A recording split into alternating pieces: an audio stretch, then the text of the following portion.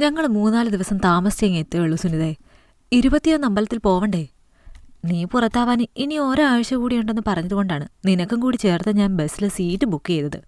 ഇതിപ്പോ എല്ലാ പതിവും തെറ്റിച്ച് 8-10 ദിവസം മുമ്പേ പുറത്താവുകയെന്ന് പറഞ്ഞാ വല്ലാത്തൊരു കഷ്ടം തന്നെയാണേ. ഓരോരോ മാറ്റങ്ങളാണിപ്പോ പെണ്ണുങ്ങളിൽ. ഇനിയിപ്പോ നിന്റെ കാര്യത്തിൽ ഇവിടെ ആർക്കും ഒന്നും ചെയ്യാൻ പറ്റില്ല. ഞങ്ങൾ പോയി മടങ്ങി വരുവോളം നീ നിന്റെ വീട്ടിൽ പോയി അമ്മയോടൊപ്പം നിൽക്ക്. തിരികെ ഞങ്ങൾ വന്നാ മതി നീ. ഞാൻ വിളിക്കാം. എല്ലാ പ്രശ്നങ്ങൾക്കുമുള്ള പരിഹാരമെന്നോണം സന്തോഷിന്റെ അമ്മ പറയുമ്പോൾ അവരെ എതിർക്കാൻ കയ്യിലൊരു മറുപടി പോലും ഇല്ലാതെ വെറുതെ സമ്മതമെന്ന പോലെ തലയാട്ടി സുനിത. അവളുടെ നോട്ടുവന്ന് അമ്മയ്ക്കും സഹോദരിമാർക്കും പുറകിലായി നിന്ന് തന്നെ നോക്കുന്ന ശ്രീകുമാറിനെ തേടിച്ചെന്നു. തന്റെ കാര്യമോർത്തുള്ള നിസ്സഹായതയാണ് ആ മുഖത്തെന്ന് കണ്ടതും ഒരു പുഞ്ചിരി എടുത്തണിഞ്ഞവൾ വേഗം തന്നെ തന്റെ ചുണ്ടിൽ. തന്നെ താനായിട്ടറിയുന്ന തന്റെ എല്ലാ സങ്കടങ്ങളും യാതൊരു പരാതിയുമില്ലാതെ നെഞ്ചിലേറ്റി വാങ്ങി തന്നെ ആശ്വസിപ്പിക്കുന്ന ആ പാവത്തെ സങ്കടപ്പെടുത്താൻ വയ്യ. ഞങ്ങൾ ഇറങ്ങും മുമ്പ് നീ വീട്ടിലേക്ക് ഇറങ്ങിക്കോ സുനി. സ്കൂട്ടർ എടുത്താൽ മതി. ഇരുട്ട് മുമ്പ് അങ്ങ് ചെല്ലാലോ.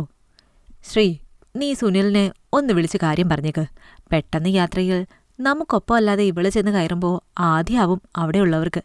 കാര്യം നേരത്തെ പറഞ്ഞാൽ ആ ആദ്യം അങ്ങ് ഒഴിവാക്കാലോ. സുനിതയെ പറഞ്ഞയക്കുന്നതിന് മുൻപ് അവളുടെ ചേട്ടൻ സുനിലിനെ വിളിച്ച് കാര്യം പറയാൻ അമ്മ ശ്രീകുമാറിനെ ഏൽപ്പിക്കുന്നത് കേട്ടപ്പോൾ എന്തോ നെഞ്ചൊന്നു പിടഞ്ഞു അവൾക്ക്. ശ്രീടാ, ഞാൻ ഇറങ്ങി കേട്ടോ. ചുണ്ടിലെ ചിരിമായാതെ ശ്രീകുമാറിനോടും മറ്റുള്ളവരോടും യാത്ര പറഞ്ഞ് അവിടെ നിന്നിറങ്ങിയതും സ്വന്തം വീട്ടിലേക്ക് ഈയൊരവസ്ഥയിൽ കയറി ചെല്ലുന്നതോർത്തുള്ള അസ്വസ്ഥത തിങ്ങി അവളുടെ നെഞ്ചിൽ. സ്കൂട്ടർ സ്വന്തം വീടിന്റെ ഗേറ്റ് കടക്കുമ്പോഴേ സുനിത കണ്ടിരുന്നു സിറ്റൗട്ടിൽ അവളെ കാത്തുന്ന പോലെ ഇരിക്കുന്ന പെറ്റമ്മയെ. ഒന്നിടം വലം ചുറ്റി അവളുടെ കണ്ണുകൾ ആരെയോ തേടിയെന്ന പോലെ. തേടിയയാളെ കണ്ണിൽപ്പെടാതെ വന്നതും സ്വയം പുച്ഛിക്കുന്നൊരു ചിരി അവൾ അറിയാതെ തന്നെ തെളിഞ്ഞവളുടെ ചുണ്ടിൽ. എന്നാലും എന്റെ സുനി, ദൈവങ്ങൾക്ക് പോലും ഇത്തിരി കരുണയില്ലല്ലോ നിന്നോട്. ഉണ്ടായിരുന്നിൽ നല്ലൊരു കാര്യത്തിന് കുടുംബത്തോടൊപ്പം ക്ഷേത്രദർശനം വെച്ച ഈ സമയത്ത് തന്നെ നീ ഇങ്ങനെ പുറത്താവില്ലല്ലോ. സ്കൂട്ടർ നിർത്തി സുനിത ഇറങ്ങും മുമ്പ് തുടങ്ങിവെച്ചു അവളുടെ അമ്മ മാലതി. നീ നോമ്പും വ്രതവും എല്ലാം നേരെ തന്നെയല്ലേ എടുത്തത്? എന്തെങ്കിലും പിഴവ് വന്നോ നിന്റെ ഭാഗത്ത് നിന്ന്? അതുകൊണ്ടാണോ സുനിതേ നീ നേരത്തെ പുറത്തായത്? ചോദ്യങ്ങൾക്ക് മേൽ ചോദ്യങ്ങൾ ചോദിക്കുന്ന അമ്മ തന്നോടൊന്ന് കയറിയിരിക്കാൻ പോലും പറയുന്നില്ലല്ലോ എന്നോർത്തവൾ സിറ്റൗട്ടിൽ നിന്ന് അകത്തേക്ക് കയറിയതും കണ്ടു. ഡൈനിങ് ടേബിളിനടുത്തായി വെച്ച് സ്റ്റാൻഡിലിരുന്ന് തന്നെ സ്നേഹമൂർന്ന പുഞ്ചിരിയോടെ നോക്കുന്ന അച്ഛന്റെ മാലയിട്ട വലിയ ഫോട്ടോ. അച്ഛനുണ്ടായിരുന്നെങ്കിൽ ഓർത്തുപോയവൾ. ഏട്ടത്തിയമ്മയും ഏട്ടനും കുഞ്ഞൂട്ടനും എവിടെ അമ്മേ? അകത്തെ തുറന്നു കിടക്കുന്ന റൂമിന്റെ വാതിക്കലേക്ക് നോട്ടമയച്ച് സുനിത അമ്മയോട് ചോദിച്ചതും ഒന്നിരണ്ടു അമ്മയുടെ മുഖം വേഗത്തിൽ. അമ്മയിൽ തന്നെ നോട്ടം വെച്ചിരിക്കുന്നവളുടെ കണ്ണുകൾ വളരെ വേഗം കണ്ടുപിടിച്ചു തന്റെ ചോദ്യത്തിൽ ഇരുണ്ടുപോയ അമ്മയുടെ മുഖഭാവം. നീങ്ങ് വന്ന് കയറിയതല്ലേ ഉള്ളു സുനി. ഇനിയിപ്പോ അവര് മടങ്ങി വരുവോളം ഇവിടെ തന്നെ ഉണ്ടാവുകയും ചെയ്യും. അവരെ അപ്പൊ കാണാലോ. ഇപ്പൊ അവരൊന്ന് പുറത്തു പോയതാണ്. എന്തോ പറയാൻ വന്നത് മറച്ചെന്ന പോലെ അവർ പറഞ്ഞതും കൂടുതലൊന്നും പിന്നീട് അവരോട് ചോദിച്ചില്ല സുനിതയും. നിങ്ങൾ ഇത്തവണ ഡോക്ടറെ കാണിച്ചില്ലേ സുനിതേ? ഈ മാസം ഞാൻ ചെറിയൊരു പ്രതീക്ഷ വെച്ചതായിരുന്നു നിന്റെ കാര്യത്തിൽ. ഇത്തവണയെങ്കിലും നീ ഒരു അമ്മയാവുമെന്ന് കരുതി ഞാനും സുനിലും ഒക്കെ. നമ്മുടെ കുടുംബത്തിൽ നീ ഒരുവളേ ഉള്ളൂ കല്യാണം കഴിഞ്ഞ് വർഷം 5 ആയിട്ടും മക്കളൊന്നും ആവാതെ നിൽക്കുന്നത്. ഒന്നും പറഞ്ഞിട്ട് കാര്യമില്ല. നല്ല കുടുംബത്തിലേക്ക് കല്യാണം കഴിഞ്ഞ് കെട്ടിക്കയറാനുള്ള ഭാഗ്യേ നിനക്കുള്ളൂ. അവിടെയുള്ളവർക്ക് അവരുടെ പരമ്പരയിൽ ഒന്നിനെ പെറ്റുകൊടുക്കാൻ നിനക്ക് യോഗമില്ല. അല്ലാതെ എന്ത് പറയാനാ നിന്റെ കാര്യത്തിൽ? അമ്മയുടെ വാക്കുകൾ ഓരോന്നും ഹൃദയത്തെ പിളർന്ന് കടന്നുപോയിട്ടും കല്ലുപോലെ അവർക്ക് മുൻപിൽ കരയാതെ പിടിച്ചു നിന്നു സുനിത. കഴിഞ്ഞ 2-3 വർഷമായിട്ടിതെല്ലാം ശീലമാണവൾക്ക്. പരാതി പറഞ്ഞിട്ടില്ല ആരോടും. നൊന്തു പ്രസവിച്ച മകളുടെ സങ്കടത്തിൽ അവൾക്കൊപ്പം നിൽക്കുന്നതിന് പകരം കുത്തി നോവിക്കുന്നൊരമ്മ. അതാണ് സുനിതയ്ക്ക് അവളുടെ അമ്മ. ശ്രീകുമാറിനോട് പോലും പറഞ്ഞിട്ടില്ല സ്വന്തം വീട്ടിലെ തന്റെ അവസ്ഥ. പറയാതെ പലതും ഊഹിച്ചെടുത്ത ആ മനുഷ്യൻ ഇന്നുവരെ അതൊന്നും അവളോട് ചോദിച്ചവളെ വേദനിപ്പിച്ചിട്ടുമില്ല.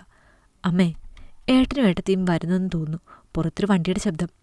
അമ്മയുടെ പരാതികളിൽ നിന്നൊരു രക്ഷ തേടി അവൾ ഇരിക്കുന്ന നേരത്താണ് പുറത്തൊരു വണ്ടിയുടെ ശബ്ദം കേട്ട് സുനിത അങ്ങോട്ട് പോയത്. വേഗത്തിൽ എഴുന്നേറ്റ് പുറത്തേക്ക് നടക്കാനൊരുങ്ങിയ സുനിതയുടെ കയ്യിൽ അമ്മ കയറി പിടിച്ചത് അവൾ ഒട്ടും പ്രതീക്ഷിക്കാതെയാണ്. നീ ഇതെങ്ങോട്ടാ സുനിത തുള്ളിച്ചാടി പോണത്? നിന്നോട് എത്ര പ്രാവശ്യം ഞാൻ പറഞ്ഞു തന്നിട്ടുണ്ട് അങ്ങനെ ഇങ്ങനെ ഓടിച്ചെന്ന് കുഞ്ഞൂട്ടിനെ എടുക്കരുതെന്ന്. കാര്യം നിന്റെ ഏട്ടന്റെ കുഞ്ഞാണവൻ. പക്ഷേ നീ വന്നെടുത്തിട്ട് പോകുന്ന ദിവസങ്ങളിലെല്ലാം ആ കുട്ടിക്ക് വല്ലാത്ത വാശിയും കരച്ചിലും ഒക്കെയാണ്. നിന്റെ കണ്ണും ദൃഷ്ടിയൊന്നും ശരിയല്ല സുനിതേ. നീ കുഞ്ഞിനെ എടുക്കണ്ട തൽക്കാലം. മാറി നിന്ന് നോക്കിയാ മതി. നീ പ്രസവിക്കാത്തവളാണെന്നും അതിന്റെ ദോഷം നിനക്കുണ്ടെന്നും നീ എപ്പോഴും ഓർക്കണം. ഇവിടെ മാത്രമല്ല, അവിടെ ശ്രീകുമാറിന്റെ വീട്ടിലും.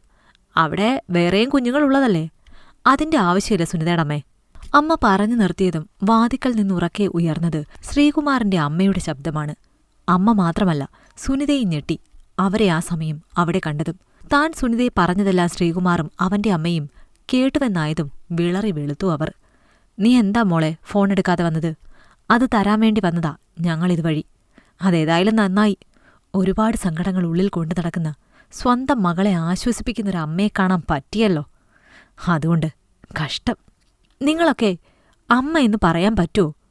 നിറഞ്ഞിരിക്കുന്ന സുനിതയുടെ കണ്ണുകൾ രണ്ടും അമർത്തി തുടച്ചുകൊണ്ട് അവളെ തന്നോട് ചേർത്ത് നിർത്തി ശ്രീകുമാറിന്റെ അമ്മ ചോദിച്ചതും വിളറി വിയർത്തു സുനിതയുടെ അമ്മ. സുനിതേ, മോളെ ബാഗെടുക്ക്, നമുക്ക് തിരികെ പോകാം. ബാക്കി കാര്യങ്ങൾ അവിടെ ചെന്ന് തീരുമാനിക്കാം. നീ ഇനി ഇവിടെ നിൽക്കണ്ട. നിന്നെ തലോടേണ്ട കൈകൾ നിന്നെ തല്ലുന്ന വിവരം ഞാൻ അറിഞ്ഞിരുന്നില്ല മോളെ. അറിഞ്ഞിരുന്നിൽ നിന്നെ ഇങ്ങോട്ട് ഞാൻ ഒരിക്കലും വിടില്ലായിരുന്നു. സുനിതയുടെ കൈ പിടിച്ചവർ നടന്നതും ഒന്ന് തിരിഞ്ഞു പെട്ടെന്ന് സുനിതയുടെ അമ്മയെ നോക്കി. ഞാനെന്റെ മക്കളെയും മരുമക്കളെയും ഇന്നേ വരെ വേർതിരിച്ച് കണ്ടിട്ടില്ല. അതുകൊണ്ട് തന്നെ ഇവർക്ക് കുട്ടികളില്ലാത്തതൊരു പോരായ്മയായിട്ടും തോന്നിയിട്ടില്ല. ആ വീട്ടിലുള്ള കുട്ടികളെല്ലാം ഞങ്ങളുടേതാണ്. അവിടെ എന്റെയും നിന്റെയും ഒന്നുമില്ല. ഞാൻ ഇപ്പോഴീ കൊണ്ടുപോകുന്നത് എന്റെ മകന്റെ ഭാര്യയാണ്. അവന്റെ മരണം വരെയും ഇവൾ തന്നെയാവും അവന്റെ ഭാര്യ. അതിന് ഇവർക്കിടയിൽ ഒരു കുഞ്ഞിന്റെ കെട്ടുറപ്പ് പോലും വേണമെന്നില്ല. നിങ്ങളിനി എന്റെ മകന്റെ ഭാര്യയെ കാണാൻ വരുമ്പോ ആ ഓർമ്മയുണ്ടാകണം നിങ്ങളുടെ ഉള്ളിൽ. മറക്കണ്ട. സുനിതയുടെ കൈപിടിച്ച് ആ അമ്മ അവിടെ നിന്ന് പടിയിറങ്ങുമ്പോൾ സുനിതയും പൂർണ്ണമായി മരുമകളിൽ നിന്ന് അവരുടെ മകളായി മാത്രം മാറിയിരുന്നു. ജന്മം കൊടുത്തവൾ മറ്റൊരുവൾക്ക് മകളായി തന്റെ വീടിന്റെ പടി എന്നേക്കുമായി ഇറങ്ങിപ്പോകുന്നത് ഒരിക്കലും മാറാത്ത കുറ്റബോധത്തോടെ നോക്കി നിന്നു സുനിതയുടെ അമ്മയ്ക്ക്. ഇഷ്ടമായെങ്കിൽ ലൈക്ക് ചെയ്യൂ. നിങ്ങളുടെ അഭിപ്രായങ്ങൾ കമന്റായി രേഖപ്പെടുത്തൂ. കൂടുതൽ കഥകൾ കേൾക്കാൻ ഈ ചാനൽ സബ്സ്ക്രൈബ് ചെയ്യൂ.